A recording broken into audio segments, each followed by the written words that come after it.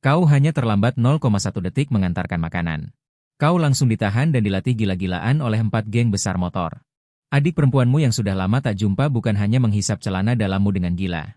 Sahabat baikmu sejak kecil juga diam-diam memasang alat pelacak mini di tubuhmu. Bintang top yang sedang naik daun mencekik lehermu sambil berteriak cinta. Bahkan gadis suku salju yang bermuka datar menjilat darahmu dengan gila sambil berkata, "Kakak, kamu harum sekali." Saat ini aku baru saja pulang ke rumah setelah mengantarkan makanan.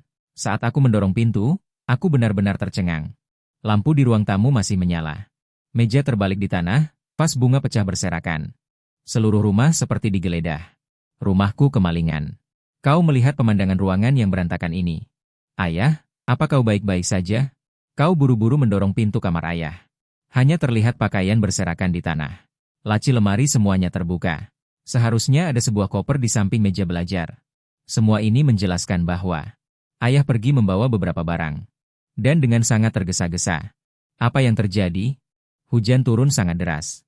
Apa yang sedang ayah pikirkan? Apakah dia menyinggung seseorang? Sekarang mereka datang mencarinya. Hatimu tenggelam. Tiba-tiba ada firasat buruk. Detik berikutnya, ponsel berdering. Kau melirik ponselmu. Serangkaian pesan terus bermunculan. Ayah mengalami sesuatu dan harus pergi jauh. Dia tidak akan kembali untuk sementara waktu. Pergilah ke motor sendirian saat sekolah dimulai. Ingat, jangan sebutkan aku pada siapapun di motor. Jangan juga menghubungiku. Ini sangat penting. Apakah ayah bisa selamat atau tidak, itu tergantung padamu. Tidak perlu tahu kemana ayah pergi. Jangan khawatirkan ayah juga.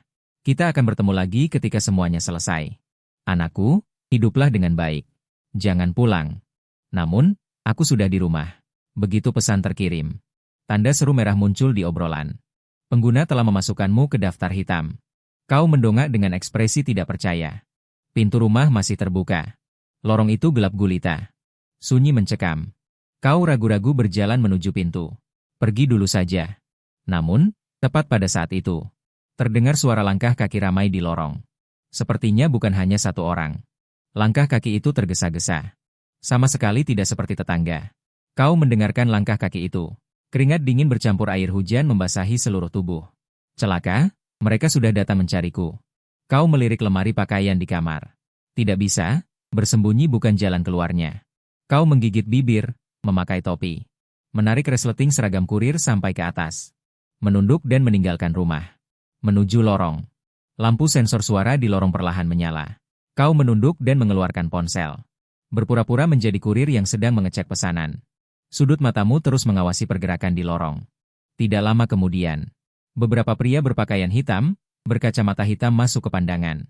Jantungmu langsung berdegup kencang. Namun, dia tetap berusaha tenang dan menatap ponselnya. Adik kecil, tunggu sebentar.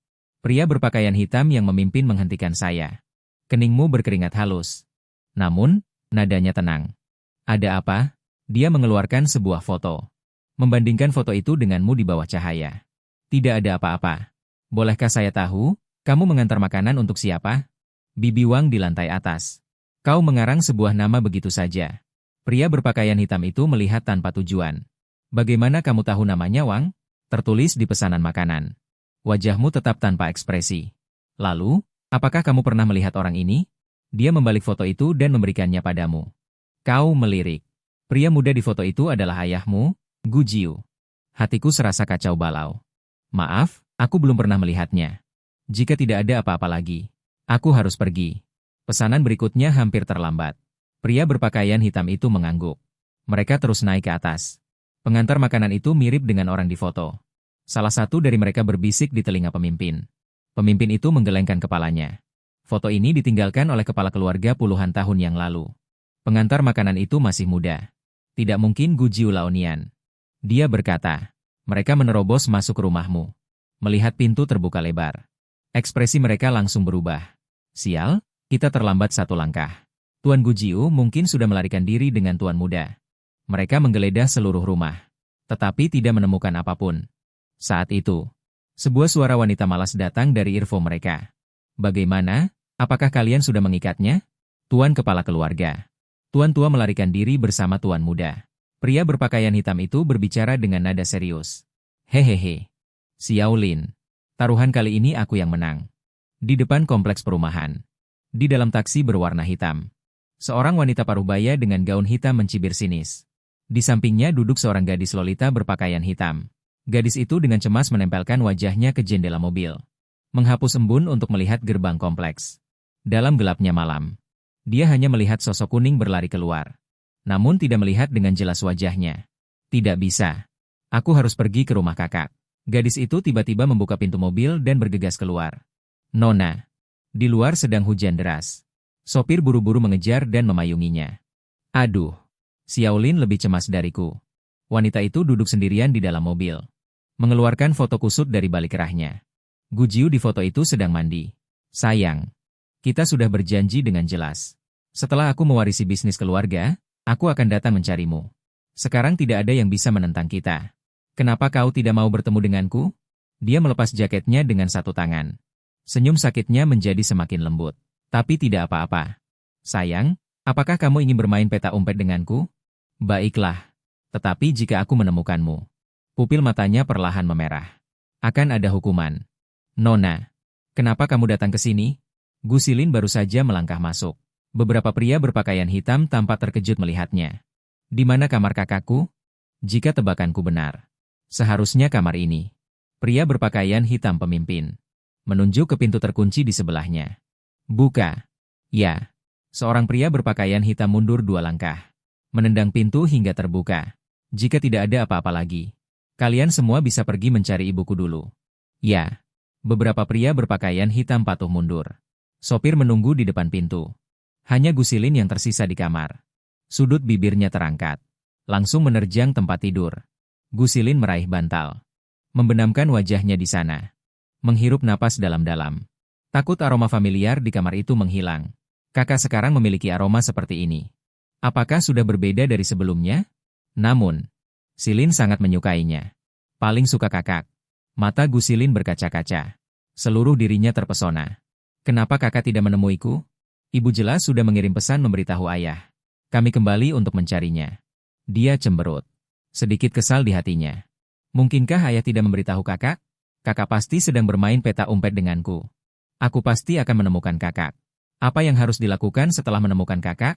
Pergi dengan kakak dulu. Lagi dengan kakak. Setelah kakak memikirkan hal-hal yang tidak masuk akal. Gu Xilin dengan enggan bangkit dari tempat tidur. Membuka lemari pakaian.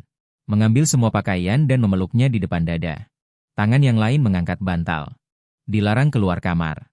Nona, Anda ini mau menggeledah rumah? Sopir itu tampak terkejut. Bukan urusanmu. Nona, perlu saya bantu membawanya? Tidak boleh. Gu Xilin melotot pada sopir itu. Dia langsung terdiam.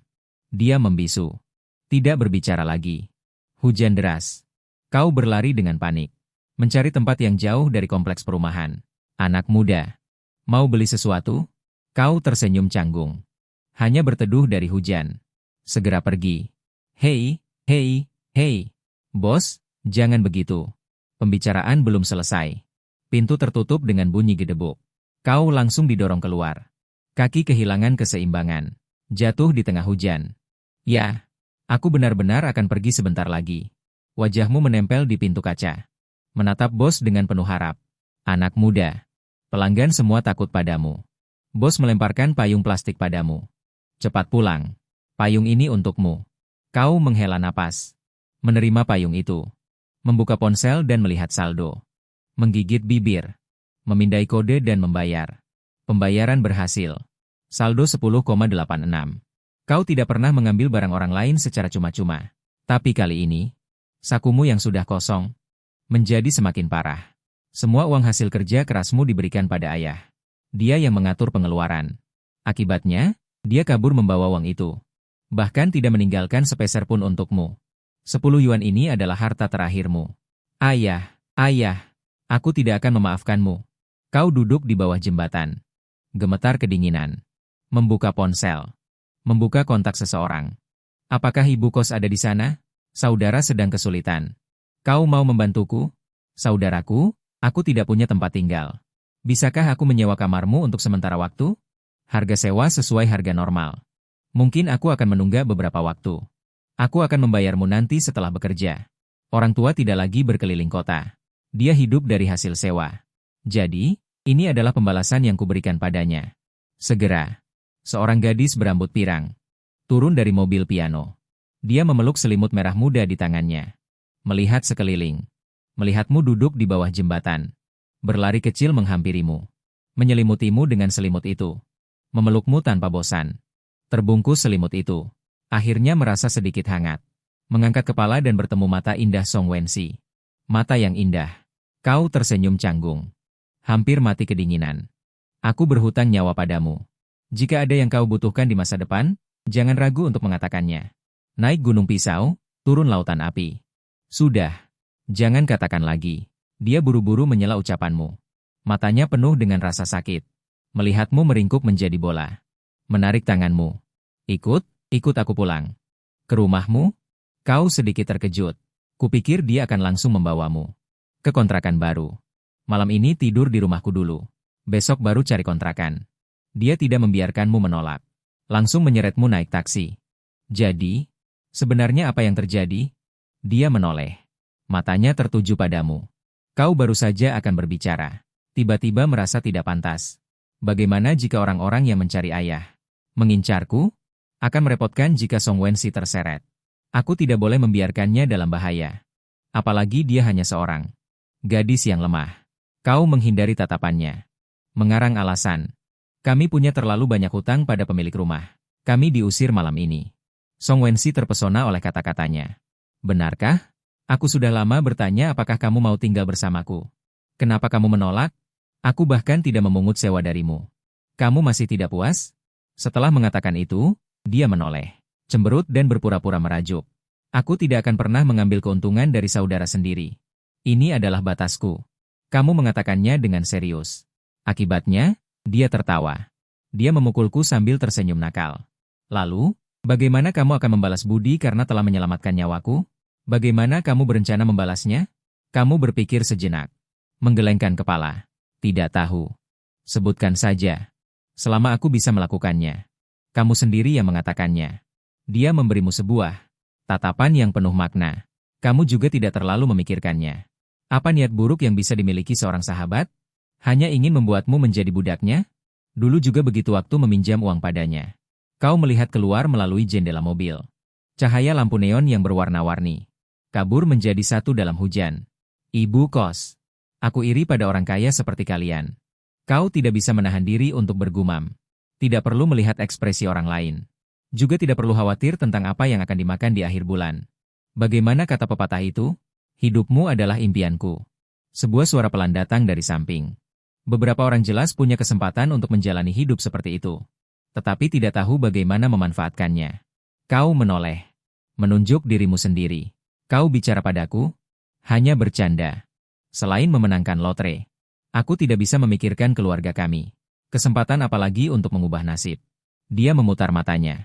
Tidak berbicara lagi. Taksi melaju cukup lama. Terakhir berhenti di depan sebuah villa besar. Sekantong Zupova. Kamu pindah rumah. Ini bukan pertama kalinya kamu ke rumahnya. Rumah kalian tidak terlalu jauh. Dulu, dia sering mengajakmu bermain. Dulu, orang tuanya kadang-kadang pulang. Kamu juga kenal baik dengan mereka. Hubungan baik seperti keluarga. Setelah ujian masuk perguruan tinggi, aku pindah ke sini. Mengajakmu bermain. Kamu tidak mau. Dia berkata dengan pasrah. Kamu baru saja berjanji.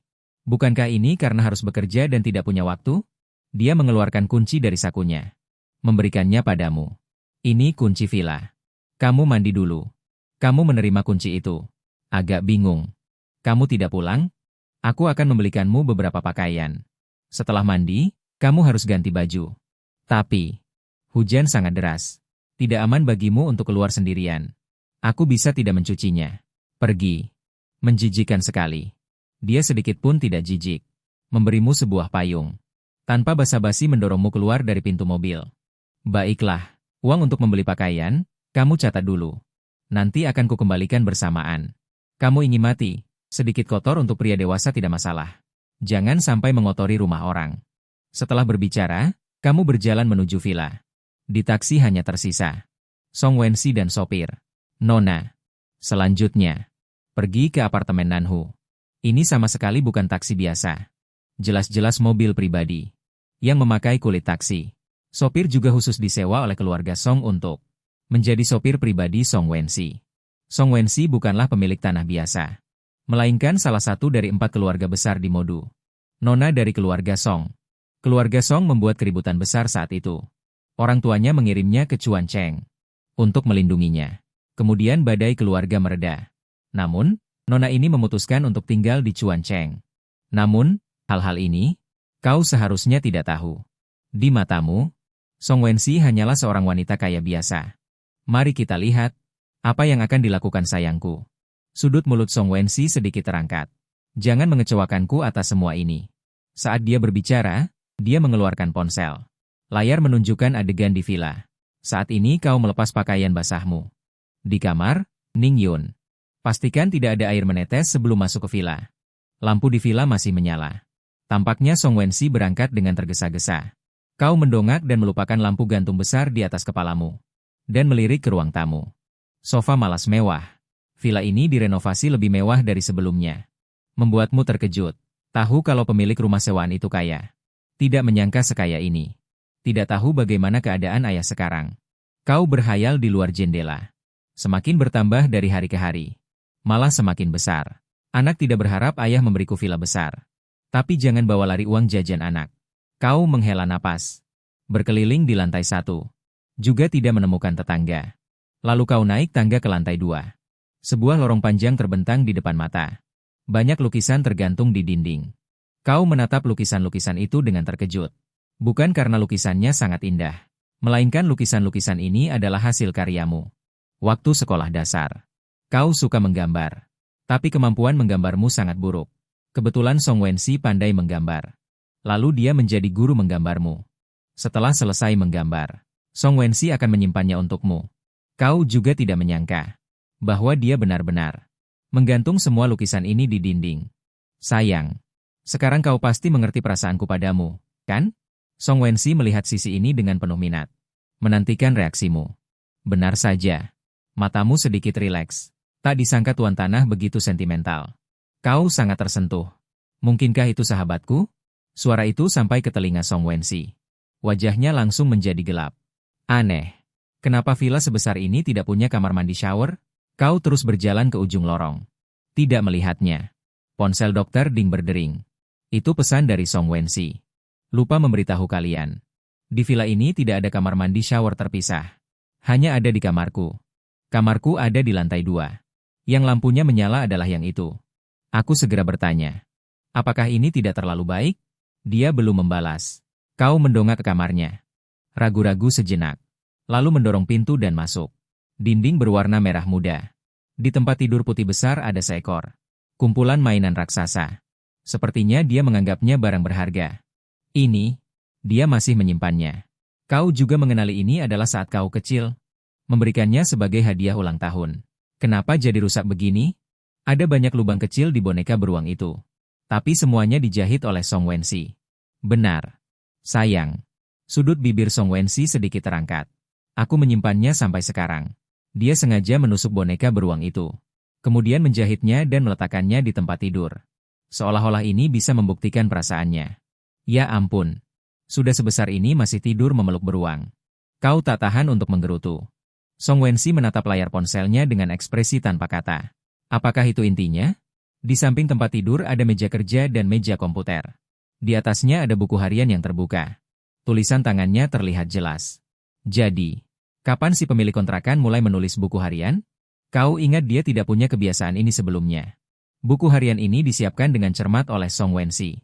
Sayang, setelah membaca buku harian itu, kau pasti akan mengerti. Belum selesai dia berbicara. Ya ampun. Setelah selesai menulis, tidak memberitahu. Untung saja yang datang adalah aku. Bagaimana jika orang lain yang melihatnya? Kau membantunya menutup buku harian itu. Dengan perhatian menyelipkan pulpen di antara halaman buku. Tidak apa-apa. Tidak apa-apa. Song Wensi menahan keinginan untuk segera pulang. Masih ada satu cara terakhir. Ding ling ling. Kau terkejut oleh jam alarm yang tiba-tiba berdering. Kau menoleh ke lemari di kamar. Kenapa dia memasang jam alarm di dalam lemari? Kau mengerutkan kening. Song Wensi sedikit tersenyum. Ini sudah dia atur sebelumnya. Selama Guyan membuka lemari, dia akan menemukan foto-foto dirinya dan dirimu tertempel di dalamnya. Sepertinya ini tidak terlalu bagus. Lagi pula, itu lemari seorang wanita. Kau menarik tanganmu saat hendak membuka lemari. Berpikir lebih baik biarkan dia mengambilnya sendiri. Benar-benar payah. Dasar payah. Di dalam taksi. Mata Song Wensi berkaca-kaca. Senyumannya terdistorsi karena amarah. Apa kau sama sekali tidak menyadari perasaanku? Tapi tidak apa-apa. Saat aku kembali, aku akan membuatmu mengerti. Untuk sekarang, mari kita ambil sedikit bunga dulu. Jari-jarinya meluncur di layar. Adegan pengawasan beralih ke kamar mandi. Ekspresinya berangsur-angsur menjadi aneh. Hei hei hei. Guyan. Hei hei hei. Beberapa waktu kemudian, mobil berhenti di bawah gedung apartemen. Nona, kita sudah sampai. Sopir mengingatkan. D. Kenapa harus saat ini? Dia dengan enggan meletakkan ponselnya. Jadi, Nona, sebenarnya apa yang Anda inginkan? Tidak apa-apa. Kamu tunggu saja di sini. Song Wensi turun dari mobil. Membuka bagasi belakang. Menyeret keluar karung putih. Bukankah kita akan membelikan pakaian untuk tuanku? Sopir bertanya dengan bingung. Song Wensi tidak menjawab. Memanggul karung itu dan berjalan ke apartemen di tengah hujan lebat. Rambutnya basah kuyup. Namun, dia tidak peduli.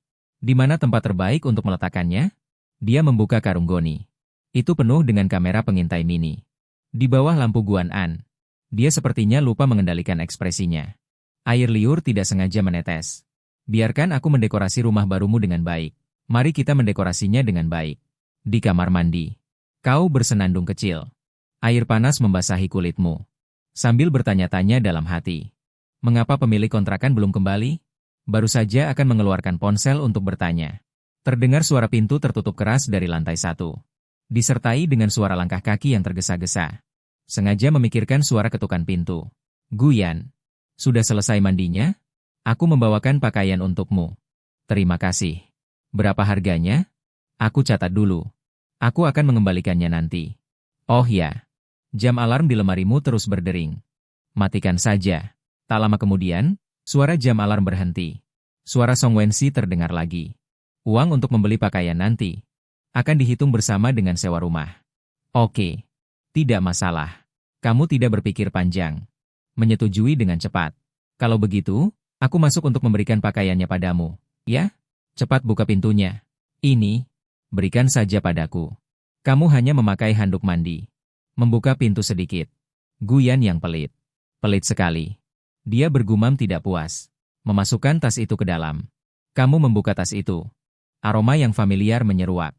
Mengerutkan kening. Toko mana yang pakaiannya sewangi ini? Apa dia sengaja menyemprotkan parfum? Dan kenapa baunya begitu familiar? Kamu tidak terlalu banyak berpikir. Ambil pakaian dalam dan kenakan. Sepertinya agak ketat. Ibu kos. Apakah pakaian ini terlalu kecil? Ah, aku tidak tahu kamu makan atau tidak. Aku belum pernah membelikanmu pakaian sebelumnya. Kedengarannya sedikit sedih. Baiklah. Tempat wisata ya tempat wisata saja. Kamu meraba-raba di dalam tas lagi. Melihat celana dalam merah muda bergambar kartun di tanganmu. Terpikir. Ibu kos. Aku tidak menyangka kamu akan membelikanku yang seperti ini. Cepat pakai. Kalau kamu cerewet lagi, aku tidak mau bicara padamu. Dia menyela dengan malu dan marah. Meskipun celana dalamnya juga agak ketat, tapi masih bisa dipakai. Melihat tas berisi pakaian yang menggembung. Hati terasa hangat. Tidak kusangka dia cukup perhatian. Aku simpan dulu pakaian ini. Giliran. Sudut bibir Song Wensi membentuk seringai aneh. Sekarang dia harus membeli pakaiannya sendiri. Saat kau keluar dari kamar mandi, kau melihatnya duduk di tepi tempat tidur. Menatapmu lurus. Ada apa? Kau bertanya tanpa sadar. Tidak apa-apa. Dia buru-buru mengalihkan pandangannya. Giliran aku mandi. Dia berjalan cepat ke kamar mandi. Dan menutup pintu. Song Wensi bergumam dalam hati. Guyan yang bau. Jadi, aku harus bertindak sejauh ini. Tapi tidak apa-apa. Tidak masalah bagi seorang gadis untuk lebih proaktif. Dia menjilat bibirnya sambil melihat cermin. Memandang wajah dan tubuhnya yang sempurna. Aku akan membuatmu tahu. Orang lain adalah perempuan. Bukan teman baik. Jangan mengintip, ya. Dia berkata. Diikuti dengan suara pancuran. Kau memutar mata ke arah kamar mandi. Lalu mulai membuka ponsel. Mencari pekerjaan sampingan yang cocok. Suara Song Wensi sengaja terdengar dari kamar mandi. Aduh. Lupa mengambil handuk. Guyan. Tolong ambilkan handuk. Kau tertegun sejenak. Tidak ada handuk di kamar mandi? Aku biasanya tinggal sendiri. Mana ada banyak handuk. Nada bicaranya santai. Ada satu handuk tergantung di balkon. Tolong ambilkan. Baiklah. Kau bangkit dan mengambil handuk di balkon. Berjalan ke depan pintu kamar mandi. Suaranya terdengar lagi. Masuklah. Kau merasa salah dengar. Apa yang kau katakan? Dia mengulanginya lagi. Masuklah. Kau akan langsung terpaku di tempat. Pikiranmu akan kacau. Apakah semua orang Bao begitu terbuka? Atau apakah semua orang kaya seperti ini? Tubuhmu berhubungan dengan uang. Tidak bisa bergerak. Hati bergejolak. Kenapa diam saja? Cepat masuk. Nada bicaranya masih datar. Seolah mengatakan sesuatu yang tidak penting. Itu. Meskipun kita bersaudara. Tapi, bahkan saudara pun tidak bisa begitu jujur satu sama lain. Kau berusaha berbicara dengan benar dan tegas. Kenapa? Song Wensi bercanda sambil tersenyum. Karena kau perempuan. Jadi kau tahu aku perempuan. Dia bergumam manja. Kemudian menunjukkan senyum aneh. Krek. Kenop pintu berputar. Pintu batu giok terbuka. Cepat tutup matamu. Berbaliklah. Bukan. Mesum. Apa yang akan kau lakukan? Dia dengan ringan menghampirimu dari belakang. Berbisik di telingamu. Ada apa, Guyan? Napasnya membawa aroma harum yang samar. Gelombang panas dari pemanas membuat suaranya terasa seperti dialiri listrik. Membuat seluruh tubuhmu terasa mati rasa seketika. Bercanda seperti ini antar saudara. Kau tidak pantas melakukan itu. Kau mencoba menjauhkan diri. Kenapa? Bukankah teman baik seharusnya saling terbuka? Suara Song Wensi sangat lembut. Benar-benar berbeda dari biasanya. Keterbukaan yang kau maksud, mungkin tidak sama dengan yang ku maksud. Kau maju selangkah. Mencoba melarikan diri. Tapi dia meraih tanganmu. Bagaikan peri yang lincah. Berputar dan berada di depanmu. Menghalangi jalanmu. Di bawah cahaya lampu yang hangat. Dia berjinjit. Dahinya menempel erat di dahimu. Dan, sampai sekarang, kau masih belum mengerti? Suaranya lembut dan polos. Dengan sedikit keluhan. Kau membuatku menunggu begitu lama. Sungguh kejam hatimu. Kau berdiri di tempat seperti orang linglung. Tak bergerak. Song Wensi mengerutkan bibirnya. Matanya berbinar. Sebenarnya. Tunggu. Tutup matamu. Melemparkan handuk ke tempat tidur. Lalu lari terbirit-birit. Dengan suara gedebuk. Kau tersandung kursi dan jatuh tersungkur. Tanpa menghiraukan rasa sakit, bangkit. Bergegas menuju pintu. Bersamaan dengan suara bantingan pintu. Song Wensi terpaku di tempatnya. Menatap kosong ke arah kau pergi. Wajahnya langsung muram. Sudut bibirnya menyunggingkan seringai dingin. Hehe. Guyan. Inikah jawabanmu? Air mata mengalir di pipinya. Matanya memancarkan cahaya merah aneh. Napasnya menjadi cepat. Guyan. Guyan. Dia bergumam pada dirinya sendiri. Tiba-tiba berbalik dan membuka lemari. Dengan panik merobek dari dalam. Foto-foto yang padat. Tangannya sedikit gemetar. Seperti meraih jerami penyelamat. Mencengkeram erat foto-foto itu. Foto-foto itu adalah kalian berdua. Dari pertemuan pertama hingga kelulusan SMA, setiap momen. Hatinya baru merasa sedikit lega. Dia terengah-engah. Mencibir. Guyan. Kenapa kau tidak mengerti? Kenapa kau menghindari perasaanku? Kita sudah melewati begitu banyak hal. Kenapa kau menolakku? Dia mengarahkan pandangannya ke boneka beruang di tempat tidur. Perlahan mendekat. Merebutnya dan membawanya ke meja kerja. Pisau Eksakto Super. Tidak lama kemudian. Kapas di dalam boneka beruang itu keluar. Aku membencimu. Aku membencimu. Aku membencimu. Dia terus menusuk. Boneka beruang itu secara bertahap menjadi tidak berbentuk. Guyan. Kenapa? Kenapa?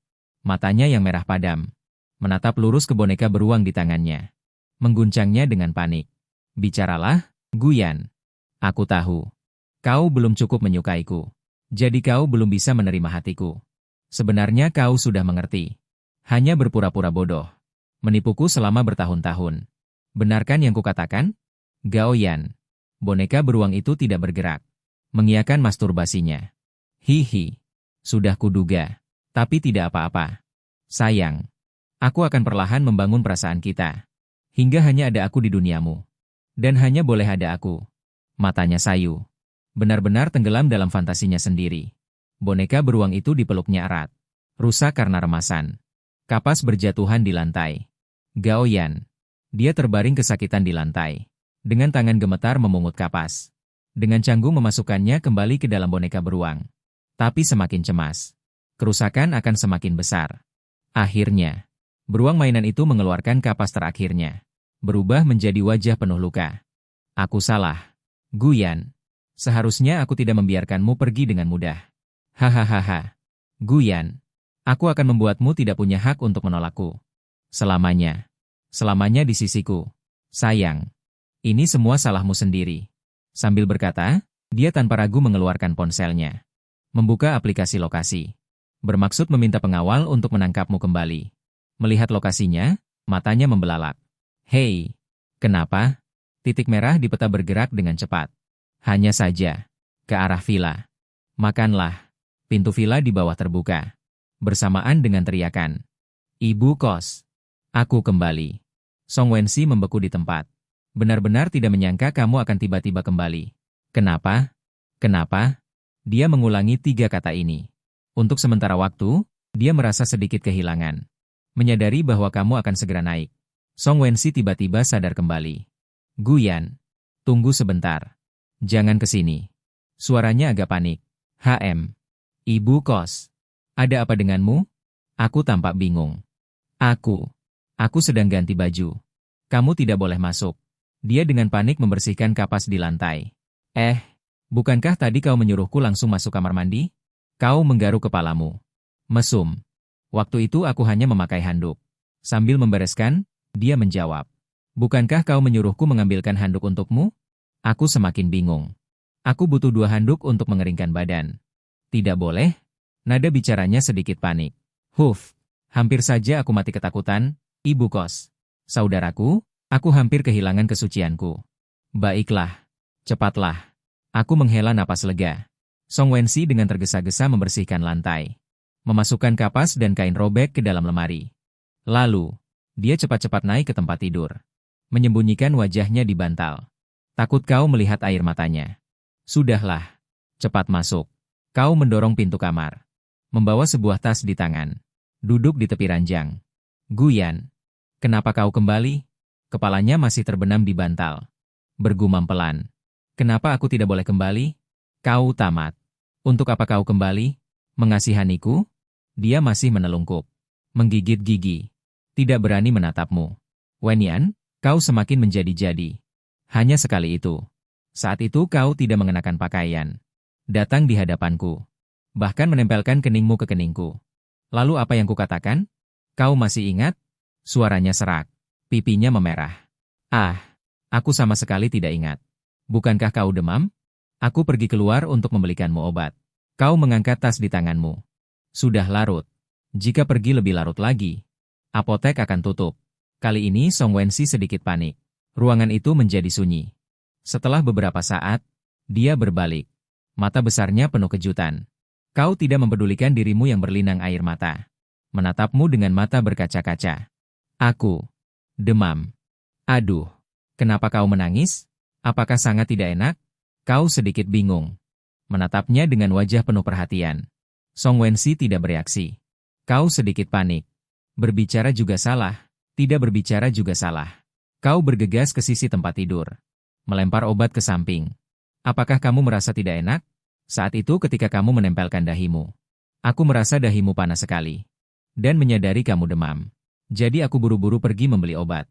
Apa kamu kehujanan saat keluar membeli baju? Kehujanan? Kamu mencoba menjelaskan tindakan sebelumnya. Merasa dia menangis seperti ini karena tidak enak badan karena demam. Sampai menangis seperti ini. Aku tahu badanmu tidak sehat. Sedikit kehujanan saja langsung masuk angin.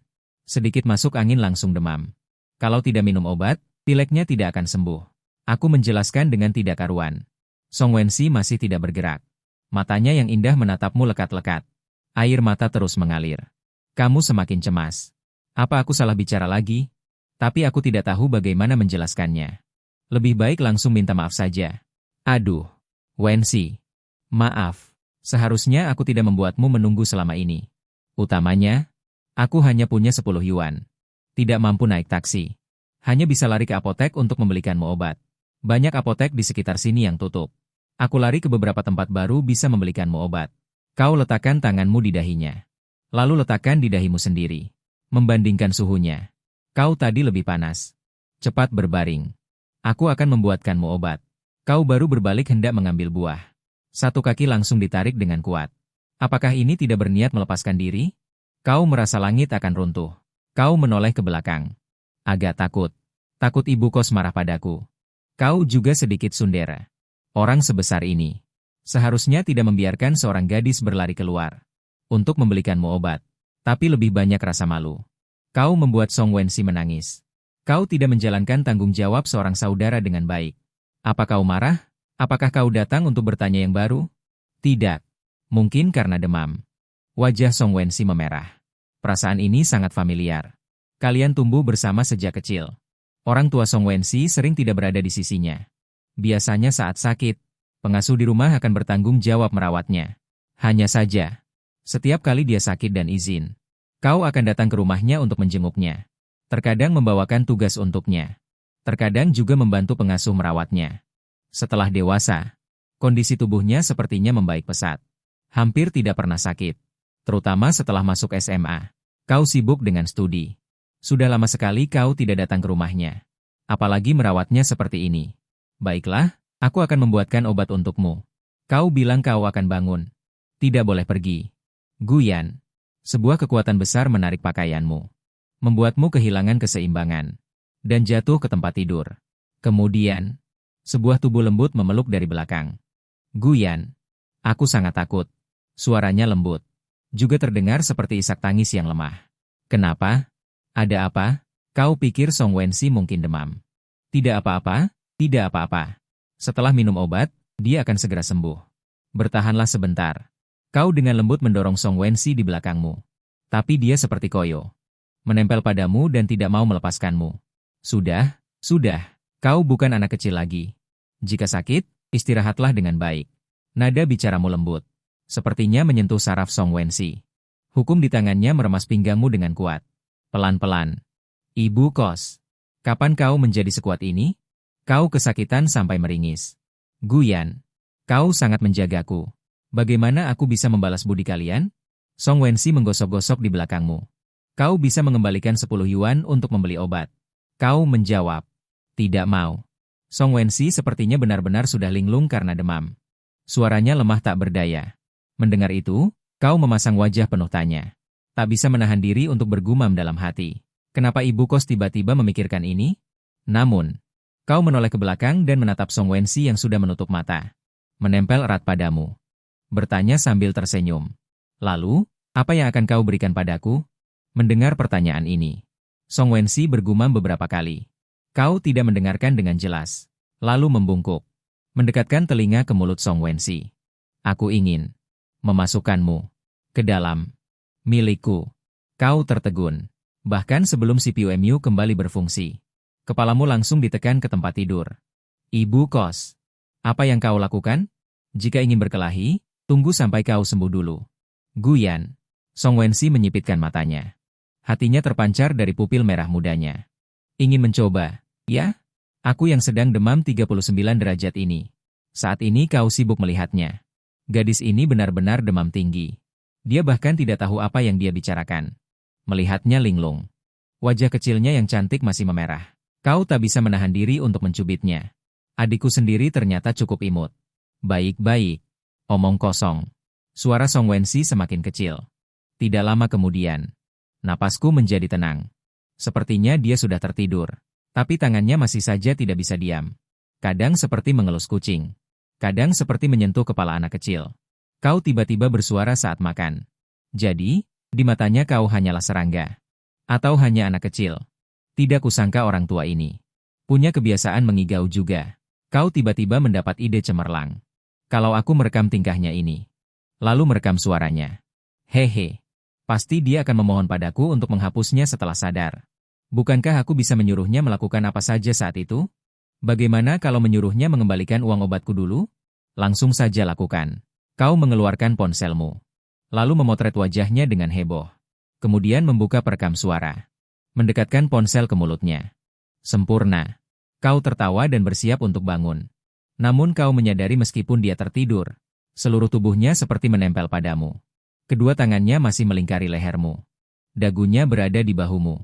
Napas hangat dari mulutnya sesekali menyembur ke wajahmu. Tidak mungkin. Bagaimana aku bisa tidur seperti ini? Mengingat dia adalah saudaraku sendiri. Kau menahannya. Pagi hari. Sinar mentari menembus jendela besar. Dan menyinari wajah Song Wensi. Dia perlahan membuka matanya. Melihatmu berbaring di sampingnya. Saat ini kau dengan lingkaran hitam besar di bawah mata. Menatapnya dengan tatapan kosong. Wajahmu penuh kebencian. Karena lenganmu telah mati rasa karena dia menindihnya. Benar-benar tidak terasa apa-apa. Tetapi kau tidak berani bergerak karena takut membangunkannya. Lebih buruk lagi, kau sekarang merasa seluruh tubuhmu lemas. Seluruh tubuh terasa seperti terkuras habis tenaga dan semangatnya. Song Wensi tampak linglung. Dia menyipitkan mata dan menatapmu sekilas. Kemudian mendekatkan wajahnya. Berbisik pelan, "Selamat pagi." Lalu menutup matanya lagi. Tubuhnya mendekatimu. Bersiap untuk tidur sebentar lagi. Ibu kos. Lihat jam berapa sekarang. Suaramu agak serak. Mulai dari pagi. Kau merasa tenggorokanmu tidak enak. Mungkin tertular darinya. Ditambah lagi, semalam kau harus berbaring diam. Menjadi bantal manusia untuknya. Tidak tidur semalaman. Song Wensi seolah tidak mendengar. Terus memutar lehermu. Berbaring dengan tenang di pelukanmu. Kau menghela nafas dalam hati. Dia sakit seperti ini. Sebagian adalah tanggung jawabmu. Memikirkan ini. Amarahmu mereda sedikit. Mungkin kau dianggap seperti boneka beruang olehnya. Song Wensi akhirnya membuka mata. Kondisinya tampak jauh lebih baik. Pikirannya juga jauh lebih jernih. Ibu kos. Tidur nyenyak? Kau mengatakannya kata demi kata. Cukup nyenyak. Guyan, kaukah itu? Apakah kau tidur nyenyak? Dia duduk. Meregangkan tubuhnya. Sinar matahari menembus pijamannya yang tipis. Menggambarkan sosoknya yang tinggi dan proporsional. Kalau begitu, mari kita lihat rumah sewanya. Kau baru saja akan duduk. Dia langsung mendorongmu kembali ke tempat tidur. Ibu kos, apa yang akan kau lakukan? Kau sakit. Dia dengan cepat menyadari kondisimu yang tidak biasa. Kilatan aneh melintas di matanya. Sepertinya kau juga sakit. Kau seharusnya tidak pergi melihat rumah sewa. Tidak bisa. Suaranya sangat tegas. Kau berbaring saja di rumah. Tunggu sampai kau sembuh. Baru aku akan mengajakmu melihat rumah. Ngomong-ngomong, suaranya berangsur-angsur mengecil. Aku belum pernah saat sakit merawat kalian. Tidak tidur semalaman. Ditambah lagi karena demam. Kau memang cukup lelah. Jadi kau pun mengalah. Baiklah, aku serahkan padamu. Setelah selesai berbicara, kau perlahan menutup mata. Pandangan berangsur-angsur kabur. Napas berangsur-angsur menjadi tenang. Song Wensi berjongkok di tepi tempat tidur. Sudut mulutnya menyunggingkan senyum jahat. Hehehe. Guyan, biarkan aku merawatmu dengan baik. Dia mengulurkan tangan menyentuh pipimu yang panas. Merasakan suhu panas di wajahmu. Seolah-olah tertarik oleh sesuatu. Seluruh wajahnya menempel. Menyentuh pipimu. Ekspresi secara bertahap menerima. Benar-benar tenggelam di dalamnya. Setelah sekian lama, dia baru saja bangun dengan enggan. Terus-menerus menyentuh rambutmu. Berbisik seperti anak kecil. Guyan, kamu sangat baik. Hadiah apa yang harus kuberikan padamu? Dia sepertinya tiba-tiba memikirkan sesuatu. Matanya berbinar. Kamu pasti sudah lapar, kan? Biarkan aku memberimu sesuatu yang enak. Dia dengan cepat mengambil sepotong roti dari dapur. Menggigit sedikit. Mengunyahnya beberapa kali. Menahan remah-remah roti di lidahnya. Song Wensi menatapmu. Dengan bibir yang bergetar menahan napas. Perasaan yang tak bisa dijelaskan melonjak di dalam tubuhnya. Dia ragu-ragu mendekat. Bersiap untuk memberimu roti impor. Saat itu, ponselnya tiba-tiba berdering. Dia terkejut dengan dering tiba-tiba itu. Roti di lidahnya langsung jatuh ke lantai. Dia terdiam beberapa detik. Ekspresinya langsung berubah muram. Dia mengutuk dalam hati. Siapa yang begitu ceroboh? Mengganggu kesenanganku saat ini. Dia tidak menghiraukan telepon itu. Dia menggigit roti lagi. Bersiap untuk melakukannya sekali lagi. Pantatnya bergerak-gerak beberapa kali. Lalu dia keluar kamar dengan wajah datar. Dia mengeluarkan ponselnya dengan ekspresi kesal. Halo. Suaranya lesu. Wensi, apakah kamu di rumah? Suara lembut Ibu Song terdengar dari telepon. Dia menjawab dengan lemah. Ada apa, Wensi? Apakah kamu tidak enak badan? Atau ada masalah? Tidak. Telepon terdiam beberapa saat. Tiba-tiba suara Ayah Song terdengar. Mungkinkah Guyan mengganggumu? Tidak juga. Dia cemberut. Bergumam pelan. Guyan yang terbaik untukku. Meskipun suaranya pelan. Tapi Ayah Song dan Ibu Song mendengarnya dengan jelas. Ibu Song tidak bisa menahan tawa. Jangan-jangan kamu sedang bersama Guyan sekarang? Song Wensi tidak menyangka tebakannya benar. Wajahnya langsung merah padam. Dia ada di kamarku. Oh, begitu. Ibu Song tersenyum penuh arti. Sepertinya kami mengganggu kalian. Apa? Ayah Song mendengarnya. Aku langsung menciut. Anak itu sama sekali tidak jujur. Berani-beraninya dia datang ke rumahmu. Tunggu sampai aku bertemu dengannya. Akan kuambil gunting dan... Ayah, apa yang kau pikirkan? Song Wensi mendengus malu-malu. Segera menjelaskan situasinya. Mendengar itu, Ayah Song dan Ibu Song terkejut. Tidak heran kita tidak bisa menghubungi Guyan beberapa hari ini. Keluarga mereka sungguh. Ada masalah? Kenapa tidak minta bantuan kita? Bagaimana kalau beberapa hari ini, bawa saja Guyan tinggal di rumah kita. Bukankah dia juga kuliah di Universitas Motor? Kalian bisa saling menemani. Guyan juga tidak perlu khawatir tentang biaya hidup. Benarkah boleh? Suara Song Wensi terdengar sedikit riang. Coba lihat. Ibu Song tersenyum sambil melirik ke samping. Pengiriman Black Line. Tadi masih tidak bersemangat. Begitu mendengar Guyan boleh tinggal di sini, langsung bersemangat sekali. Tapi Guyan tidak akan setuju. Song Wensi menghela napas. Dia itu gengsian. Tidak mungkin mau tinggal di rumah kita secara gratis. Lagi pula, kalau dia tahu identitas asliku, mungkin dia tidak akan mau bergaul denganku seperti ini. Song Wensi sadar. Jika dia tahu bahwa dia sebenarnya adalah seorang putri, kurasa akan ada lapisan pemisah di antara kalian berdua. Pasti akan ada jarak di antara mereka. Aduh, kalian berdua benar-benar membuat pusing. Guyan juga benar-benar. Semuanya baik. Hanya saja dia seperti sepotong kayu dalam bersosialisasi. Ibu Song menggelengkan kepalanya tanpa daya. Entitasmu cepat atau lambat akan terungkap. Kau tidak mungkin di depannya. Terus berpura-pura, kan? Setidaknya tidak sekarang. Song Wensi menggigit bibirnya. Terkadang dia benar-benar ingin mengetuk kepalamu. Untuk melihat apakah itu benar-benar penuh dengan kayu. Dia memutuskan untuk terus menyembunyikannya. Sampai hubungan kalian berdua stabil. Baru memberitahumu yang sebenarnya. Bagaimana kalau begini? Aku akan membeli villa dekat Universitas Modu. Kau katakan saja ingin berbagi sewa dengannya. Minta sedikit uang sewa darinya. Dia seharusnya tidak menyadarinya. Entitasmu juga bisa disembunyikan. Bagaimana? Mata Song Wensi berbinar. Sudut bibirnya sedikit terangkat. Baik. Lakukan saja. Saya tidak setuju. Ayah Song membanting meja dengan marah. Tinggal bersama, pria dan wanita lajang.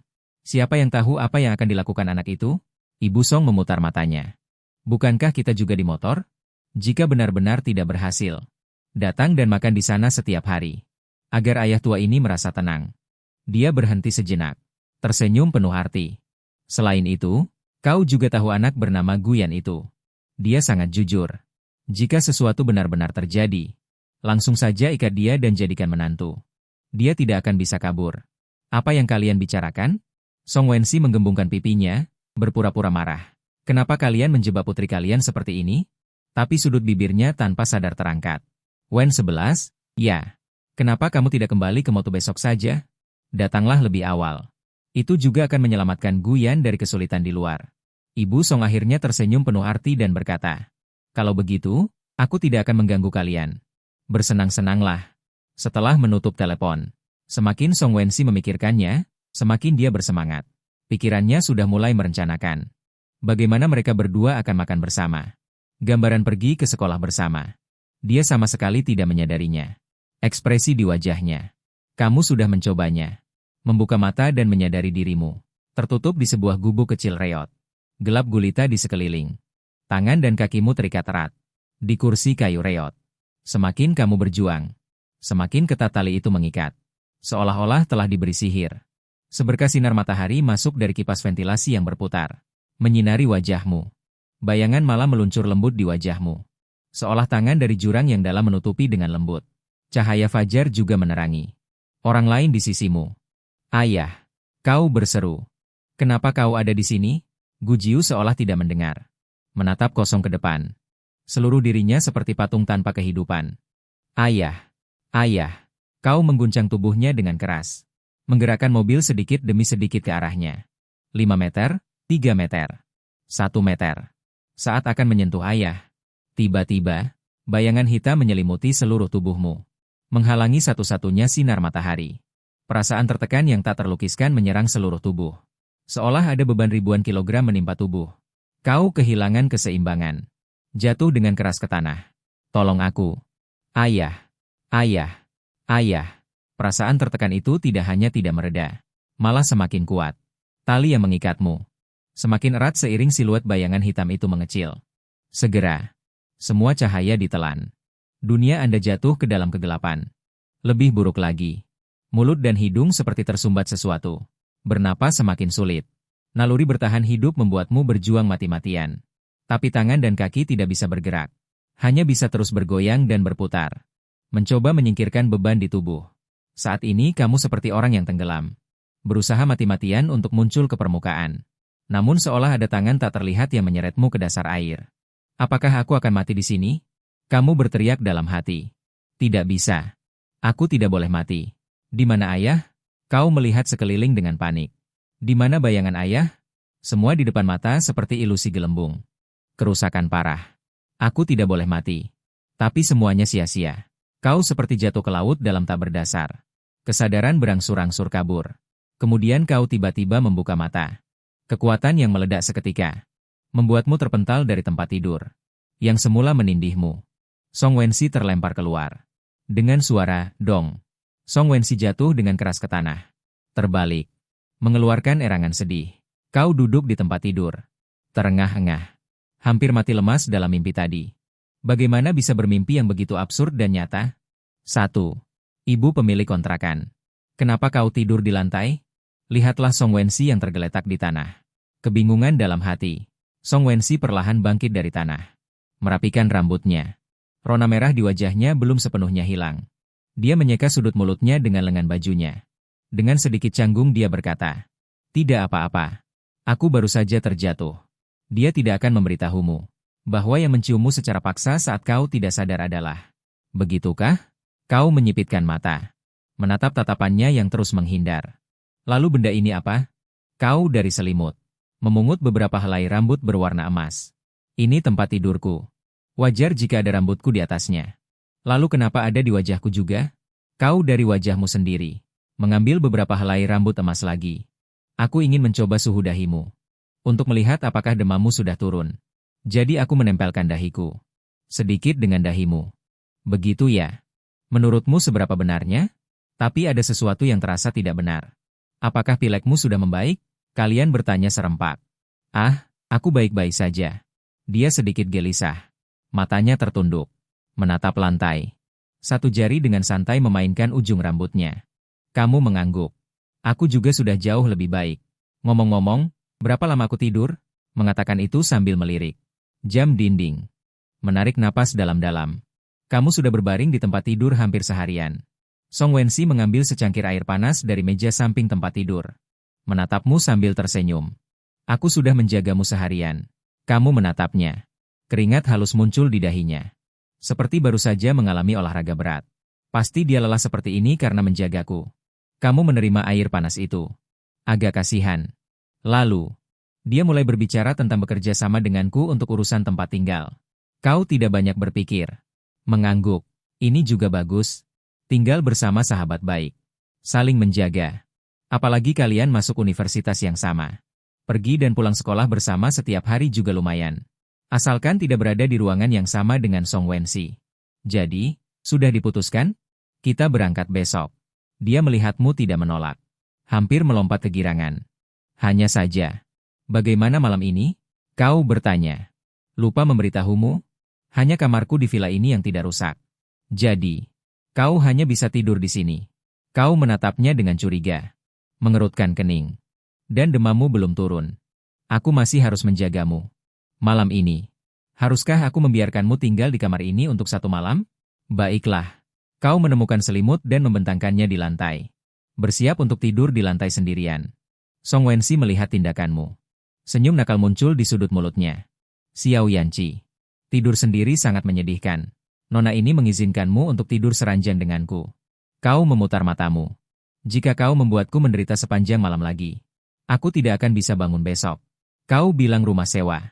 Ternyata sebuah villa. Tiba di Modu. Kau tercengang. Menatap villa 3 lantai yang dalam dan dangkal. Ya.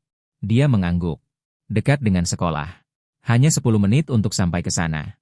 Melihat kekhawatiranmu, dia dengan cepat menjelaskan. Jangan khawatir soal sewa. Ini rumah teman orang tuaku. Awalnya kosong dan tidak disewakan. Mereka tahu kita akan tinggal di sini dan memberi harga super murah. Uang sewa darimu sangat membantuku. Aku menghemat setengah dari biaya sewa. Setelah kau mendengar ini, beban di hatimu pasti berkurang. Mulutmu terbang keluar satu persatu. Hampir mengenai televisi. Lelah? Kau melihat tanganmu sendiri. Penuh dengan barang bawaannya yang besar-besar. Sudut bibirmu bergerak sedikit dengan pasrah. Ibu kos, jangan malas. Cepat bangun. Bergegas kemasi barang-barang. Tidak mau. Kau saja yang membereskannya untukku. Kamarmu. Tidak bisakah kau bereskan sendiri? Kau tersenyum nakal. Kedua tanganmu meraih tulang rusuknya. Bangun atau tidak? Bangun atau tidak? Kau dengan cekatan menyerang ketiaknya. Tidak, aku salah. Tersenyum mengirimkannya ke kakak Wen 11. Memohon ampun dengan nada panjang. Aku akan membereskan kamarku sendiri. Bantu aku membawa barang-barangnya. Ke depan pintu kamar. Kamu bereskan saja kamarmu dulu. Aku keluar sebentar. Mungkin tidak akan pulang malam ini. Sudah selarut ini. Kamu mau pergi kemana? Dia sedikit enggan. Kau menghela napas dalam-dalam. Mencari pekerjaan sampingan. Jika beruntung, malam ini bisa menghasilkan uang. Mendengar itu, kilatan rumit melintas di matanya. Baiklah kalau begitu. Jangan terlalu larut. Melihat punggungmu pergi, Wen 11 tersenyum tipis. Sayang, bagaimana aku tega membiarkanmu bekerja? Sambil berkata, dia menelepon. Setelah menutup telepon, dia membuka salah satu koper. Sebuah tombol dan mengeluarkan kamera. Berjalan menuju kamar sebelah. Sayang, karena aku sudah sangat baik padamu. Memberiku hadiah juga boleh, kan? Boleh saja. Adik kecil ternyata tinggal di villa sebesar ini. Setiap malam naik motor. Mengantarmu kembali ke depan villa. Benar. Semalaman mencari pekerjaan sampingan tidak ketemu. Malah secara tidak sengaja. Bertemu dengan Kak Tang yang sudah lama tidak bertemu. Putri dari ayah dan kakak. Dalam ingatanmu. Setelah lulus kuliah, Kak Tang pergi ke motor. Berjuang sendirian. Aku hanya bisa bertemu dengannya saat tahun baru Imlek. Dulu kau sering diganggu olehnya. Meskipun tubuhmu kuat dan sehat. Tetapi penekanan darah itu membuatmu selalu kalah dalam perlawanan dengannya. Jadi kau menjulukinya sebagai Ratu Iblis. Dia hendak berpamitan padamu. Kau melihat waktu dan menahannya. Kak, sudah selarut ini, cukup tidak aman. Bagaimana kalau kau menginap saja di kamarku malam ini? Kau tidur di bawah tempat tidur. Aku bisa tidur di lantai. Guting menguap dan melambaikan tangannya. Oke. Tapi kau mau tidur di mana? Aku bisa tidur di sofa. Setelah mengatakan itu, dia menyeret tubuhnya yang lelah. Masuk ke gedung bersamamu. Kali ini, pemilik kontrakan mungkin sudah tidur. Kau menutup pintu dengan hati-hati. Berjalan dengan ringan ke atas. Tiba-tiba, suara yang sedikit manja. Datang dari lantai 2. Kenapa baru pulang selarut ini? Song Wensi mengenakan piyama beruang kecil. Menjulurkan kepalanya dengan mata mengantuk. Guting, Kak, dia langsung melihat Guting. Matanya berbinar. Kemudian tersenyum cerah. Wensi, kenapa kau tinggal dengan anak ini? Kami diterima di universitas yang sama. Jadi, Song Wensi tersipu malu dan linglung. Guting mengangkat sudut bibirnya dengan penuh arti. Dia sudah lama tahu apa yang ada di pikiran gadis ini. Tiba-tiba bersemangat. Jadi, apa hubungan kalian berdua sekarang? Hubungan apa? Kau menguap dan memutar mata. Kak, cepat tidur saja. Besok aku akan pergi mencari pekerjaan bersamamu. Dan kamu, ibu kos, kenapa belum tidur selarut ini? Mau aku adukan ke bibi? Song Wensi langsung menggandeng lenganmu. Dia menunggumu. Mengatakan itu, dia pergi ke kamarnya. Ibu kos, kau mau apa? Aku sangat lelah. Cepat lepaskan aku. Tidak mau. Aku takut gelap dan tidak bisa tidur. Song Wensi berpura-pura terlihat menyedihkan. Bermain-main sambil merengek padamu. Berpura-pura. Terus saja berpura-pura. Kau memelototinya. Song Wensi mengedipkan mata pada Guting. Guting mengerti. Segera menyelinap ke kamarmu. Kedua, kakak tiba-tiba ingin tidur di ranjang. Setelah mengatakan itu, dia membanting pintu dan menguncinya. Kakak, kau menyadari ada sesuatu yang tidak beres. Aduh, Guting, kakak juga pasti lelah. Sebaiknya kita biarkan dia beristirahat. Song Wensi menunjukkan sedikit jejak kejahatan di matanya. Menutup pintu kamarnya. Selamat untuk kalian berdua. Kau hanya bisa pasrah berbaring di kursi di kamarnya. Dia menatapmu sambil tersenyum. Bagaimana mencari pekerjaan paruh waktu hari ini? Memikirkan kejadian malam ini. Mau tak mau menghela napas. Tidak bersemangat. Besok aku harus mencoba lebih jauh lagi. Kau menceritakan semua kejadian aneh hari ini. Mendengar itu, Song Wensi mengerutkan kening. Senyum di wajahnya perlahan menghilang. Dia mendengarkan keluhanmu yang tak henti-hentinya. Menundukkan kepala. Tidak tahu apa yang sedang dipikirkannya. Setengah jam kemudian, kamu akhirnya tidak bisa menahan kantuk itu. Dan langsung tertidur di kursi itu. Sekarang, pertama, bereskan para berandalan yang menindasmu itu. Dia menyelimutimu dengan baik. Mengeluarkan ponselnya dan menelepon. DZ. Kenapa kedua orang ini tidak membuat suara sama sekali? Guting berbaring di dinding di kamar sebelah. Mencuri dengar suara dari sini. Benar-benar tidak menarik. Guting menjulurkan kepalanya dengan tak berdaya. Dalam hatinya, kamu dan Song Wensi seharusnya menjadi pasangan surgawi sejak kecil. Dia sebagai penggemar CP berpengalaman. Harus lebih banyak menghasut. Tidak bisa. Aku harus pergi melihat apa yang mereka lakukan. Memikirkan bisa mendapatkan gosip ini. Guting segera bersemangat. Lupa sudah rasa kantuk ini. Dia mengendap-endap ke depan pintu kamar Song Wensi. Cahaya dari kamar menembus celah pintu. 1. Bukankah Kencan biasanya mematikan lampu? Dia bertanya-tanya. Tiba-tiba sebuah suara dingin terdengar. Mulai hari ini, aku tidak ingin mendengar nama keluarga Hai di Modu. Dan bawa Tuan Muda Hai kepadaku. Aku punya rencana sendiri. Apa? Ini suara Wensi. Kenapa tiba-tiba jadi begitu mendominasi? Guran membelalakan matanya. Suara ini sama sekali berbeda dari Song Wensi yang dia ingat. Ada semacam keagungan yang tak bisa dijelaskan. Otaknya berputar dengan cepat. Tunggu. Keluarga Song. 4 keluarga besar. Sebuah kebenaran secara bertahap terbentuk di benaknya. Adik kecil. Kau telah menangkap ikan besar yang sebenarnya. Mulai sekarang aku ikut denganmu. Tidak perlu khawatir tidak bisa makan enak atau minum enak lagi. Saat Guting masih bermimpi indah. Suara menggoda Song Wensi terdengar lagi di kamar. Guyan, aku membantumu lagi, ya? Jadi, haruskah aku meminta imbalan? Mendengar ini, sudut mulut Guting tidak bisa berhenti tersenyum. Dia ingin menjadikan dirinya sepotong seperti lukisan yang menempel di pintu. Di kamar, Song Wensi membungkuk. Mendekatkan wajahnya dan menghirup napas dalam-dalam. Sayang, kau selalu pergi sepanjang hari. Untuk mencegah kekurangan daya seperti ini, ambil beberapa baterai untuk digunakan dulu. Segera. Disertai dengan suara robekan. Sepotong kain muncul di tangan Song Wensi. Guting di luar pintu mendengar suara ini. Membayangkan adegan yang tak terhitung jumlahnya. Kilatan emas melintas di matanya. Wah, berani sekali. Dengan suara gemerisik. Song Wensi dengan hati-hati menyimpan rampasan ini tanpa rasa bersalah. Dan dengan senang hati menggantikannya untukmu. Tapi kamu terlalu lelah. Ditambah lagi, gerakannya sangat terampil. Seluruh prosesnya tidak membangunkannya. Tiba-tiba, suara keras, peng dong, memecah kesunyian. Song Wensi menoleh dengan cepat. Dia melihat Guting duduk di tanah sambil menggosok pantatnya yang sakit. Dia mendengarkan dengan terlalu asyik. Bersandar terlalu keras dan merusak kunci pintu. Mata mereka bertemu. Dan tanpa sadar menoleh ke arah lain. Guting tertawa canggung. Itu. Aku mengigau tadi. Maaf mengganggu. Dia berbalik untuk pergi. Tapi dia tidak bisa menahan diri untuk melihat ke belakang. Tunggu. Bagaimana Guting bisa tertidur? Otak Guting berputar dengan cepat. Ternyata suara robekan tadi bukan Guting yang melakukannya. Guting yang tertidur adalah korbannya. Tapi Song Wensi, bukankah dia? Kamu? Apakah kamu sudah tahu semuanya? Song Wensi menunduk. Suaranya pelan seperti nyamuk. Besar. Mungkin. Guting dengan canggung melihat ke arah lain. Kepala Song Wensi hampir berasap. Ketika aku melakukan hal seperti ini. Ternyata ketahuan oleh sepupumu. Jika dia memberitahumu, tenang saja. Aku pasti tidak akan memberitahunya. Guting mengangkat tangannya bersumpah. Tidak boleh, tidak boleh. Guting tidak boleh tahu. Song Wensi bergumam pada dirinya sendiri. Suhu ruangan tiba-tiba turun. Pemanasnya sepertinya rusak.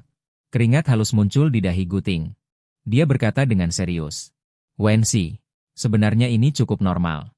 Hubungan kalian sangat baik. Kakak sangat mendukungmu. Tidak akan pernah mengkhianatimu. Tidak bisa. Song Wensi seperti mesin pengulang yang rusak. Bahkan jika kamu memiliki sedikit hobi khusus. Aku akan mengabulkan kalian berdua. Guting mencoba berbicara. Tidak bisa. Melihat dirinya benar-benar diabaikan. Guting mengerutkan kening dan melambai di depannya. Tidak boleh membiarkan sayang tahu. Song Wensi tiba-tiba mendongak. Matanya kosong menatap Guting. Sudut bibirnya melengkung membentuk seringai aneh. Mengambil gunting di tanah dan berdiri. Pukul. Pukul. Pukul. Dia bertelanjang kaki di atas papan kayu. Selangkah demi selangkah mendekat. Masih menggumamkan namamu dengan tidak jelas. Selesai. Wensi telah benar-benar kehilangan akal sehatnya. Benar-benar berbeda dari dirinya yang lembut dan manis biasanya. Guting menggigil dan mundur selangkah demi selangkah. Apa yang harus kulakukan?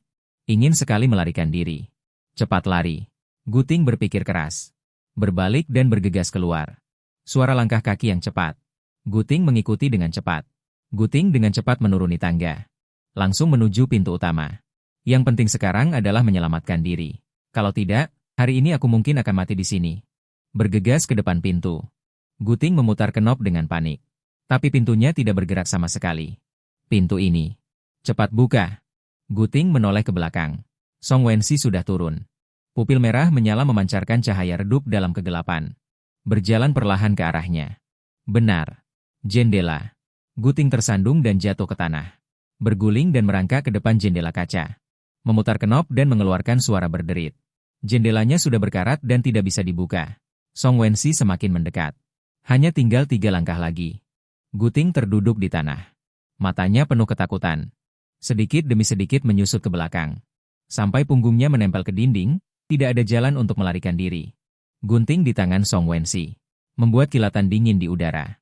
Menggenggamnya dengan erat di tangan. Keinginan untuk bertahan hidup membuat Guting mengatasi rasa takutnya. Dia menatap tajam gunting di tangan Song Wensi. Saat dia menusuknya, kedua tangannya langsung meraih tangan Song Wensi. Song Wensi yang tampak lemah saat ini. Namun seperti menjadi orang yang berbeda. Meledak dengan kekuatan yang luar biasa. Guting menggertakkan gigi dan bertahan. Tapi jelas tidak bisa bertahan lama. Song Wensi sambil mengerahkan kekuatan. Sambil bergumam pada dirinya sendiri. Meskipun tidak terlalu jelas. Namun nama Guting selalu terngiang di mulutnya. Ya, Guting. Guting tiba-tiba sadar. Tadi aku terlalu fokus melarikan diri. Sampai melupakan poin yang paling penting. Alasan Song Wensi menjadi gila. Bukankah karena dia menyembunyikan sisi aslinya di depan Guting? Guting bertanya dengan ragu. Aku hanya punya foto Guting waktu kecil. Song Wensi seolah tidak mendengar. Matanya kosong. Namun, dia terus menatap Guting. Tidak, tidak, tidak. Apakah dia dan Guting memiliki hubungan yang dekat? Foto Guting waktu kecil. Tidak menarik baginya. Sebenarnya apa yang dia minati? Tunggu. Dia itu seorang yang yandere. Guting mendapat pencerahan. Dia berteriak. Aku punya celana dalamnya Guting. Sudahlah. Demi menyelamatkan diri, aku akan berbohong dulu. Gerakan Song Wensi tiba-tiba berhenti.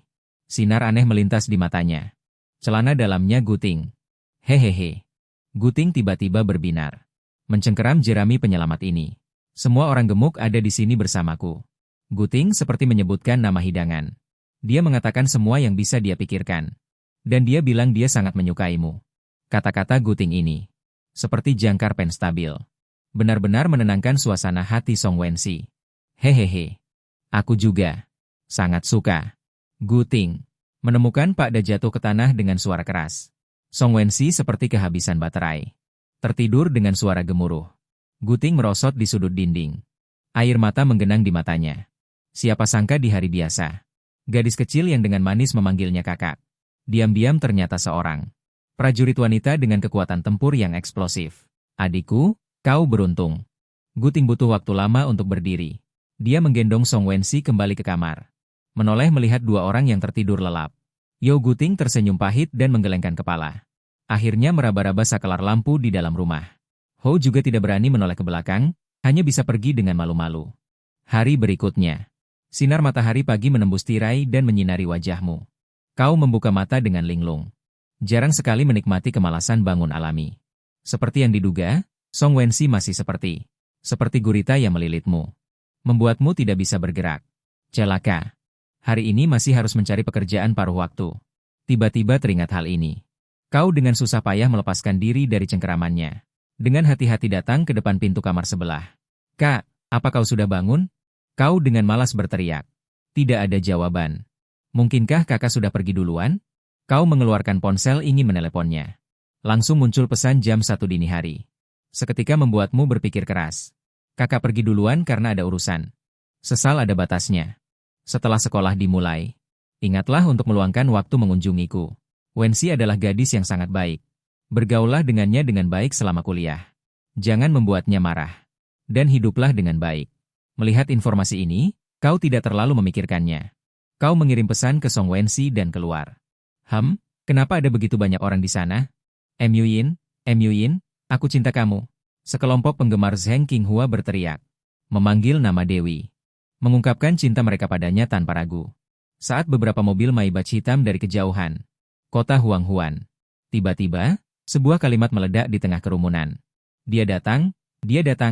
Itu adalah Konval Yan Muin. Para penggemar Sanjian menjadi heboh. Untuk sesaat, teriakan itu mengguncang langit. Mendengar ini, matamu berbinar. Kau juga penggemar beratnya. Aku tidak menyangka mencari pekerjaan paruh waktu hari ini.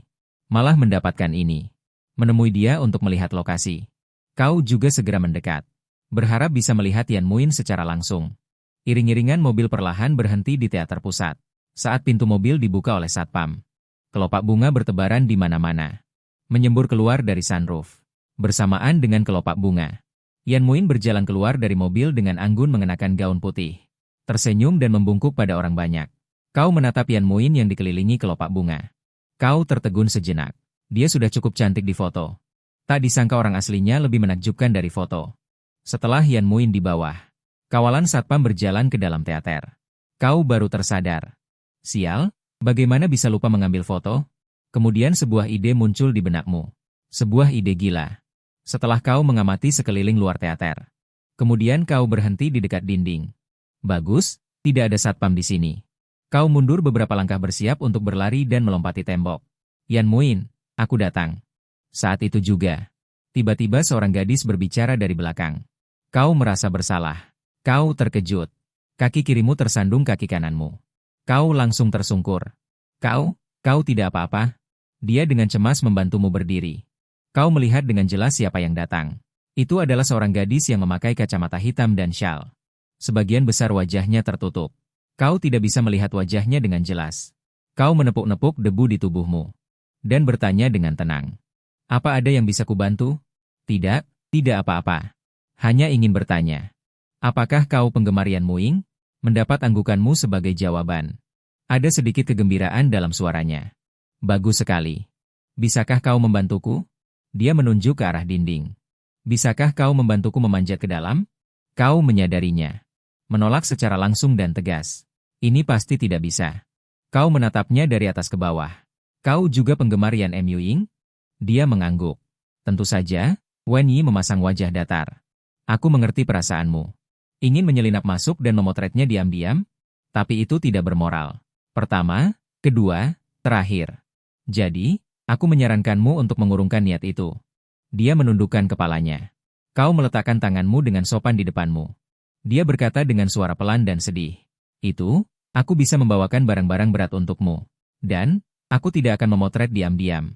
Wen Yi, kau semakin marah. Apakah aku orang seperti itu? Dibandingkan uang, aku lebih berharap kau kembali ke jalan yang benar. Tuan Shu Ren pernah berkata, karakter yang baik lebih baik daripada uang yang berjamur. Apakah 100 yuan cukup? Karakter saat ini lebih berharga dari emas murni. Bagaimana dengan 1000? Kebajikan lebih baik daripada kekayaan. Sesaat demi sesaat. Lalu 100.000 itu? Uang adalah media pertukaran materi. Terbatas dan fana. Hanya kualitas yang baik yang abadi. Tunggu, bersembunyi. Dia meringkuk padamu. Tidak, apa itu tidak cukup? Aku bisa menambahkan lagi. Kau meliriknya. Dan berkata dengan sungguh-sungguh. Ingat, jangan diulangi lagi. Saat kau berbicara, kau sudah berjalan ke dinding dan membungkuk. Ayo, injak. Wajah gadis itu langsung memerah. Dia merasa malu dan ragu-ragu. Nona, cepatlah. Akan sangat memalukan jika ketahuan. Kau mendesak. Perlahan-lahan dia meraba-raba ke sisimu. Memegang bahumu. Dia sedikit mencondongkan tubuh ke atas. Lengannya melingkari lehermu. Berpeganganlah erat. Kau perlahan bangun dan mengingatkannya. Mengikuti gerakanmu. Gadis di bahu itu mengeluarkan serangkaian teriakan. Menarik perhatian orang yang lewat yang memberikan tatapan menghina. Kau menutup mata dengan putus asa. Demi 100.000 itu, Kau benar-benar mempertaruhkannya. Akhirnya, setelah beberapa perjuangan, kalian berdua berhasil melompati tembok. Memikirkan 100.000 yuan itu. Kau tidak bisa menahan senyum di bibirmu. Rumahku, gelembung hijau, ubah hadiahnya menjadi. Sambil berkata, gadis itu mengeluarkan ponselnya. Tapi sedetik kemudian, dia menatap pesan verifikasi di ponselnya. Terjatuh dalam keheningan. Kau juga tercengang saat melihatnya. Avatar dan nama panggilan itu memang kau. Tapi petunjuk gemuk merah di bawahnya membuatmu juga terdiam. Pengajuan pertemanan gagal. Orang itu telah memasukkanmu ke daftar hitam. Tapi apakah aku mengenalnya? Aneh. Kenapa kau tidak ingat sama sekali? Kau berputar mengelilinginya. Apakah kita pernah bertemu sebelumnya? Dan dengan cepat kau memiliki jawabannya di dalam hatimu. Ternyata orang ini adalah seorang tenaga pemasaran. Coba kau pikirkan. Keluarga begitu kaya. Kenapa harus melakukan pekerjaan pemasaran yang melelahkan dan tidak menguntungkan ini? Kau memulai pendidikan moral dengan sungguh-sungguh. Dia terdiam. Hanya menatapmu dengan kosong. Tiba-tiba 2 baris air mata jernih mengalir dari kacamata hitamnya. Kau sedikit panik dengan situasi ini. Ah, maafkan aku. Aku akan segera mengeluarkanmu dari daftar hitamku. Sambil mengatakan itu, kau berinisiatif menambahkannya. Omonganku tadi. Jangan dimasukkan ke hati. Sebenarnya aku juga pernah melakukan pemasaran. Memang tidak mudah. Siapa sangka dia menangis lebih keras. Aku sudah mendengar isak tangis yang tersendat-sendat. Melihat ini, kau menutup mata dengan putus asa. Dengan menggigit bibir, kau berkata dengan suara tertahan. Kali ini aku yang salah. Peluk aku, jangan pergi. Setelah mengatakan itu, kau berbalik hendak pergi. Namun, kakimu ditarik erat olehnya. Suara tangisnya terdengar. Apakah kau masih tidak mau memaafkanku? Kau menoleh dan melihat separuh wajahnya yang penuh air mata. Akhirnya aku menemukanmu. Tahukah kau berapa lama aku mencarimu? Sejak sekolah dasar. Aku selalu ingin melihatmu secara langsung. Setelah mengatakan itu, dia membuka tangannya ingin memelukmu. Kau tiba-tiba mundur dan menjauh darinya. Promosi ini terlalu agresif. Mulai mengincarmu sejak sekolah dasar hingga sekarang. Memikirkannya saja membuat kulit kepala merinding. Kau merogoh saku. Tertawa hambar. Itu, aku keluar untuk mencari pekerjaan hari ini. Aku benar-benar tidak punya uang sekarang. Mengikutiku hanya akan membebanimu. Pipi gadis itu sedikit memerah. Terisak pelan. Tidak apa-apa. Aku akan mengikutimu sepanjang hidupku. Kau anggap saja dia berbicara omong kosong. Melambaikan tangan dan bersiap untuk kabur. Itu. Kalau tidak ada apa-apa, aku pergi duluan. Silakan bersenang-senang. Semoga kau bahagia. Siapa sangka dia akan mencengkeram lenganmu dan tidak mau melepaskannya. Tidak boleh. Jika ingin pergi, kau harus membawaku bersamamu. Suasana hatimu. Kau malah jadi menyalahkanku? Jadi, saat dia linglung, aku langsung menarik tanganku. Dengan langkah sigap, aku melompati pagar. Dan lari tanpa menoleh ke belakang. Mu Ying akhirnya menemukannya. Aku tidak boleh membiarkannya pergi lagi. Mu Ying, kau pasti bisa. Tangkap dia. Lalu, dia seperti sedang mengucapkan mantra. Dengan santai, dia mengangkat kakinya membentuk lengkungan aneh. Aku tidak akan membiarkanmu menghilang lagi dari duniaku. Sambil berlari, kau menunduk. Menghapus dan memblokir teman-teman di ponselmu. Setelah memastikan semuanya beres, kau dengan puas memasukkan kembali ponsel ke saku. Detik berikutnya, kau menabrak sesuatu. Menabrak transformer. Bintang-bintang berputar di depan mata dalam sekejap. Kau memegangi dahimu yang berdarah. Terpaksa duduk beristirahat di bangku batu pinggir jalan. Berpikir dia tidak mungkin mengejarku. Kau terluka. Apa yang terjadi? Suara lembut datang bersama angin dingin. Dicampur dengan aroma bunga lili yang samar. Tidak apa-apa. Tidak melihat saat berjalan. Menabrak. Kau menjawab dengan linglung. Begitu ya. Biarkan Mu Ying membalutnya untukmu. Diiringi suara kain robek. Sepasang tangan kecil yang lembut. Melingkari dari belakang ke depanmu. Membalutkan perban berputar-putar. Kau menutup mata dengan nyaman. Terima kasih banyak. Kau memiliki nama yang sama dengan penyanyi favoritku. Jadi, kau sangat menyukai Yan Mu Ying? Suaranya tiba-tiba sedikit bergetar. Kalau begitu, ada pertanyaan yang kurang aku pahami. Dia membungkuk mendekat ke telingamu. Lalu, mengapa kamu melarikan diri? Pupil matamu tiba-tiba mengecil. Menoleh ke arah orang yang datang. Gadis itu tersenyum tipis. Menatap wajahmu dengan tatapan yang tertunda. Kacamata hitam itu menutupi matanya. Namun, malah membuat wajah yang seharusnya cantik dan imut ini terlihat bengkok dan aneh. Jantungmu tiba-tiba berdetak kencang. Bukan karena dia terus mengejar, melainkan karena naluri merasakan. Sensasi dingin menjalar dari tulang belakang. Kamu terhuyung dan jatuh dari tangga batu. Dia masih berdiri di tempatnya. Masih memegang sebatang dahan pohon yang besar di tangannya. Dengan senyum iblis di wajahnya. Seolah menikmati kekacauanmu. Kamu menelan ludah. Berusaha untuk tenang. Itu, teman. Tidak. Kakak. Aku salah. Apa yang kau tawarkan? Asuransi? Oke, aku beli. Aku akan belikan satu lagi untuk ayahku. Jika itu kursus online, itu akan lebih baik lagi. Teman-temanku sedang bosan di rumah. Ini tepat untuk menghabiskan waktu mereka. Asalkan kau melepaskanku. Aku beli. Aku beli, oke. Bagaimana dengan ini? Gadis itu bangkit. Jari menyentuh bibir dengan ringan. Tangan lainnya menopang pipi. Matanya menunjukkan sedikit kelincahan. Kalau begitu, aku tawarkan diriku padamu. Bagaimana? Dia menggeliat dan menggoyangkan tubuhnya. Suaranya lemah seperti sedang merengek. Kau tertegun sejenak. Otakmu langsung buntu. Tunggu. Kau bilang menawarkan apa? Tentu saja diriku sendiri. Sungguh. Kenapa aku harus mengatakannya 2 kali? Suaranya semakin mengecil. Pipinya memerah. Apa aku membuatmu menunggu lama? Dia berkata dengan suara tercekat. Bawa pergi MUin. Apapun yang kau lakukan pada MUin. Apapun yang kau inginkan. MUin akan menurutinya. Dia terhuyung-huyung ke arahmu. Menyembunyikan wajahnya di dadamu. Dan aku hanya ingin. Asalkan kau memiliki separuh cintaku padamu, itu sudah cukup. Melihatmu tidak bereaksi. Matanya meredup. Suaranya hampir tidak terdengar. Apa MUin terlalu serakah? 1/3 saja sudah cukup. 1/5. 1/10. Sedikit saja. Sedikit cinta saja sudah cukup. Tunggu sebentar. Biarkan aku berpikir. Otakmu kacau balau. Situasinya bagaimana sekarang? Bukankah ini penjualan? Kenapa sekarang dia tiba-tiba bertanya tentang cinta? Aku sudah sejauh ini. Setelah kamu memblokirku hari itu, aku tetap mencarimu. Aku menggunakan semua sumber daya. Namun, aku bahkan tidak tahu namamu. Dia tiba-tiba mendongak. Matanya berkilauan ungu. Tertawa sambil menangis. Jika bukan karena kamu, orang yang setiap hari mendengarkan dorongan dari kakakku, aku tidak akan menjadi seperti sekarang. Aku bisa menyerahkan diriku padamu. Bagaimana denganmu? Apakah kamu bahkan tidak mau memberiku sedikit cinta pun? Dia menekan dadanya dengan kuat dengan kedua tangannya. Ujung jarinya tenggelam dalam. Seolah ingin mengeluarkan jantungnya. Tiba-tiba, dia tiba-tiba menggunakan tangan dan kakinya. Menutupi seolah-olah di jantungnya. Seluruh tubuhnya muntah.